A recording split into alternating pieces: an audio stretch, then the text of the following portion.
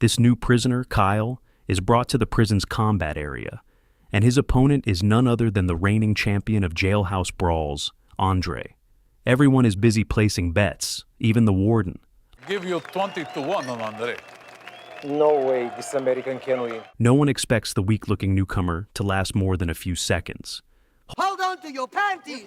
The party is about to begin! As the match begins, Andrei's seasoned tricks soon put Kyle on the defensive.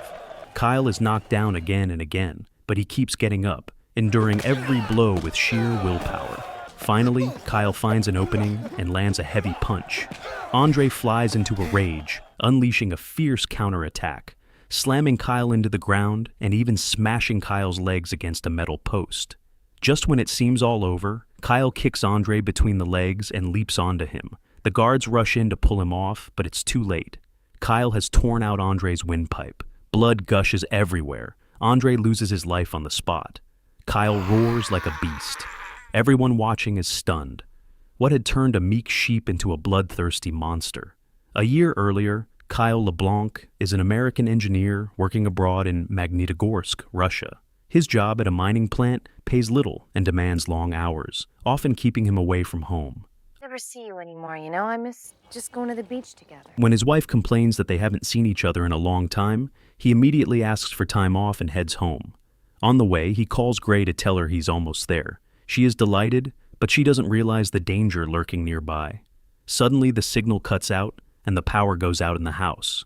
She fumbles for a flashlight and checks the fuse box. When Kyle calls back, he hears her scream. A man appears behind Gray and attacks her. Kyle, alarmed, floors the accelerator, racing toward his home while calling the police and knocking over street stalls in his urgency. At home, Gray resists her attacker with fierce determination, preferring death over submission. Enraged, the man stabs her. Kyle arrives moments later, only to find his lifeless wife in a pool of blood. While he tends to her, the man hits him from behind and flees. Driven by rage, Kyle pursues him, catching him on a tram, where the two engage in a savage struggle. As the man tries to escape, Kyle grabs him, and the two crash through a window, falling onto the street. Kyle tries to subdue him, but is knocked down. Despite his injuries, Kyle continues the chase, only to be arrested by arriving police for street fighting while the criminal escapes. Due to a lack of evidence and police negligence, the court finds Sergio Kovic, Gray's killer, not guilty. Kovic, wealthy and influential, has bribed every official, including the judge. In a show of arrogance, he smugly approaches Kyle in the courtroom. Unable to bear the injustice, Kyle snaps. He grabs a guard's weapon and kills Kovic in front of everyone. He is sentenced to life in prison without the possibility of parole. He is sent to the infamous and brutal Kravavi Prison, a remote fortress housing the most dangerous and violent criminals. Fights are routine. The warden is corrupt and ruthless, profiting from prison fights with no regard for the life or death of the inmates. Alongside Kyle is a young American named Billy, whose good looks attract the attention of both the prison bullies and the warden himself. Upon arrival, the warden intimidates them by showing off a beaten fugitive.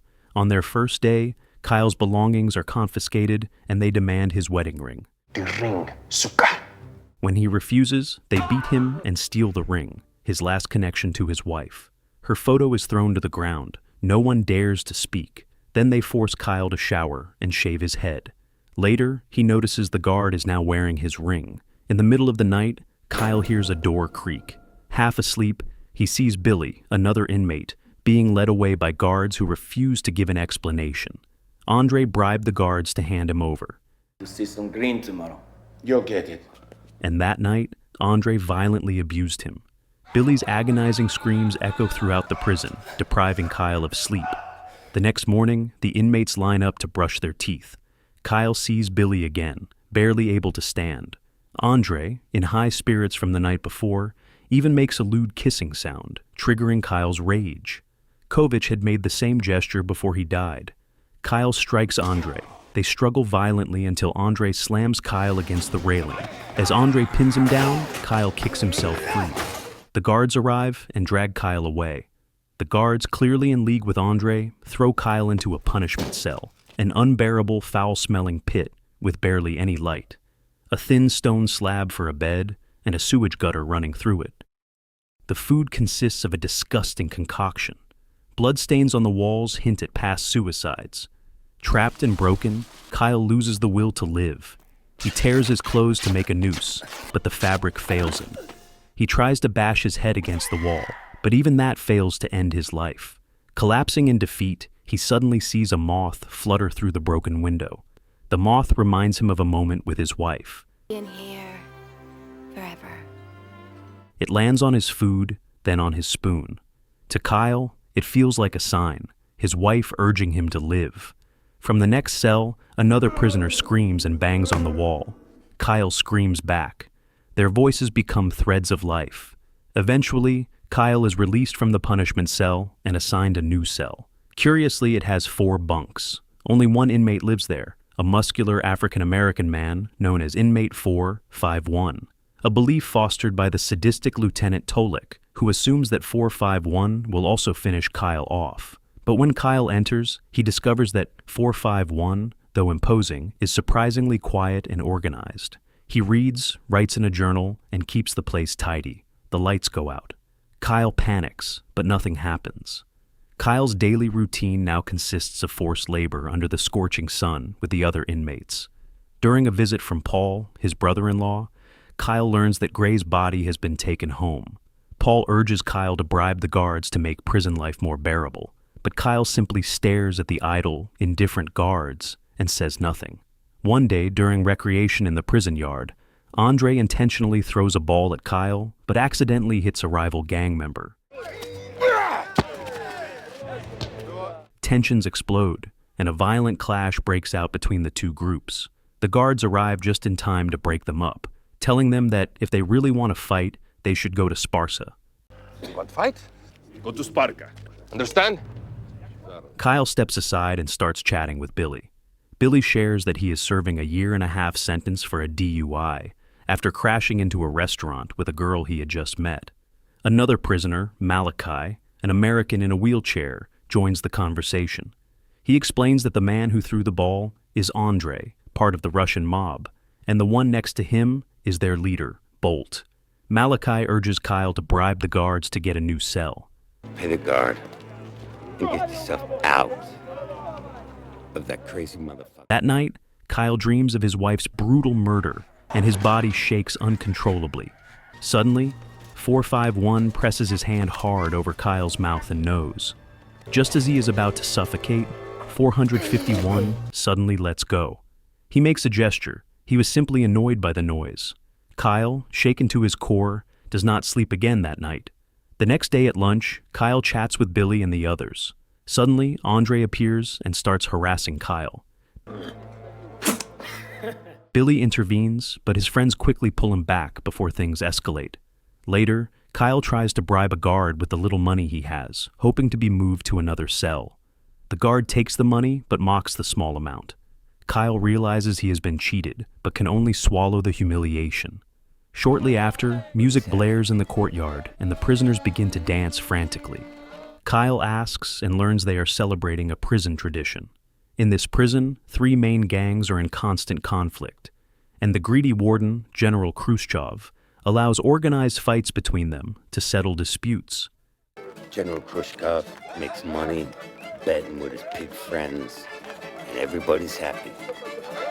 Except poor schmuck who gets his fucking head bashed in. Kyle's recent enemy, Andrei, turns out to be the reigning ring champion. With brute force, he knocks out his opponent in just a few rounds. Even after his opponent is clearly down, Andrei refuses to stop, because the decision to end the fight doesn't rest with him, but with the warden. Billy, unable to watch the gruesome scene, looks away. Another gang clash breaks out during the fight, forcing the guards to intervene once more. Kyle asks Malakai if 451 ever participates in these matches. As a twisted punishment, the guards throw Billy into Andrei's cell. Desperate, Billy tries to defend himself with a toothbrush he sharpened in the bathroom, but he is no match for Andrei. Instead, Billy ends up accidentally stabbing himself and is sent to the infirmary, wounded and humiliated. The next day, while Kyle is working, Andrei comes looking for trouble again. He orders his men to give Kyle a savage beating. The guards, as usual, turn a blind eye. Afterward, Kyle is thrown into the punishment cell. In the darkness of solitary confinement, he befriends the inmate in the next cell through the wall, and after what feels like an eternity, Kyle is finally released from isolation. But just as he is freed, Andrei appears again to taunt him. I'm going to make you my favorite suka. This time, the guards issue a warning. That night, Kyle sneaks a look at 451's journal and finds an entry saying he only lives for revenge. At that moment, 451 walks in and catches Kyle red-handed. Kyle quickly closes the notebook and walks away. While eating, Andrei and his cronies provoke Kyle once more. I'll see you tonight. This time, Kyle has had enough. He punches Andrei in the face but is quickly overwhelmed and beaten by the gang. Fortunately, the guards arrive in time to stop them from killing him. Kyle ends up in isolation again. That night, a torrential downpour floods the cell through holes in the roof. In his desperation, Kyle wonders why. Being the true victim, he is the one suffering in hell while the perpetrators enjoy their heaven. Then, he realizes something. Only violence can suppress violence. He must become more ruthless than anyone else. Kyle begins rigorous training. He climbs walls, does pull-ups, lifts weights, and runs to build endurance. No matter where or when, Kyle trains relentlessly. Meanwhile, Billy continues to devise escape plans during outside work, but fails time and again. They intended to punish Billy. That night, Billy is sent to Andrei's cell again. As days turn into months, Kyle's transformation reaches its peak. He is no longer the soft gentleman who entered the prison. Now, his face is hardened and his body sculpted with lean muscle. The time has come for his first official fight, in which he brutally eliminates Andrei. Everyone is shocked by his transformation. Back in the cell, 451 looks at the changed Kyle with deep concern. From that day on, Kyle becomes a rising star in the prison's underground fight scene. He fights without regard for his own life, gaining popularity and power with every kill. The one who once abhorred violence now replaces Andrei as its incarnation. As time passes, he begins to lose his sanity. He cuts his long, tangled hair and slicks it back, adopting the look of a gang leader. Even when he sees 451 again, he no longer sees him as a threat. Do you even know who you are? During another visit, Paul tells Kyle he has spoken with the ambassador and hopes to make his prison stay more bearable. But Kyle, numb and hopeless, dismisses it all. Don't give me hope. Nothing will change. On Russia's Independence Day, Kyle faces Valya, a hostile new prisoner transferred specifically to fight him. Meanwhile, Billy tries another escape by sneaking away, attempting once more to flee a world he despises. This time, he is betrayed by Malakai, who needs special medication and informs the guards. This scene is witnessed by 451. Later, Billy is locked up overnight with Valya, who beats him nearly to death after Billy spat in his face. The next morning, Billy lies on the floor covered in bruises, barely breathing. But before taking his last breath, he whispers something to Kyle. He later dies from his injuries. Those words finally wake Kyle up. With Billy's last words echoing in his mind, Kyle realizes that he must now fight a different battle, the battle for inner peace. It is the only way to reclaim the man he once was. Billy's body is thrown away like trash. Soon, another fight is scheduled. Kyle must face Valya, the same man who tortured Billy. This time, Kyle crouches on the floor with a blank expression, refusing to fight no matter how viciously Valya attacks him.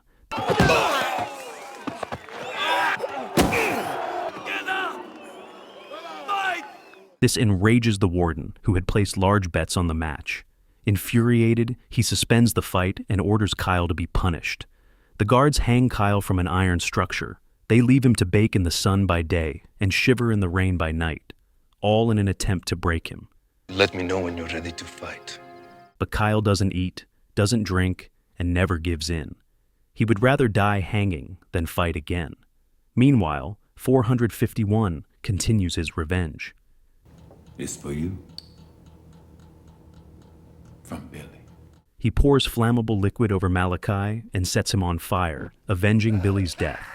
As he watches Malakai burn, 451 remembers what he suffered as a child at the hands of a teacher and how he set that teacher on fire. Kyle's unwavering resistance begins to inspire the other inmates. Moved by Kyle's strength, gang leaders like Victor shake hands with rival leaders, and together they agree to stop participating in the fights. When the next tournament arrives, none of the three prison factions are willing to fight. I want to fight. Now! Furious, the warden realizes Kyle has ruined his game, but he doesn't want to kill Kyle, not yet. Instead, he orders Kyle to be released and taken to the infirmary to recover. Once healed, he is sent back to isolation, back to his dark cell, and the familiar knocks on the wall from the neighboring inmate. Days later, the warden organizes one last public spectacle, claiming his authority has been challenged. He wants to crush Kyle in front of everyone, to destroy the hope Kyle represents. But instead of using guards, he unleashes a monstrous prisoner, Mylok, a masked giant who had always been isolated from the rest. Kyle had heard his knocks through the walls during his isolation. Mylok, imposing and savage, breaks free from his restraints and lunges at Kyle like a beast. Kyle tries to run upstairs, but is thrown against a wall. He doesn't stand a chance. When Mylok begins to strangle him, Kyle bangs on the metal door repeatedly. Mylok recognizes the rhythm. It's Kyle. Tears fall as he reaches out and gently touches Kyle's face. They had been companions in the dark. This sight leaves the warden stunned.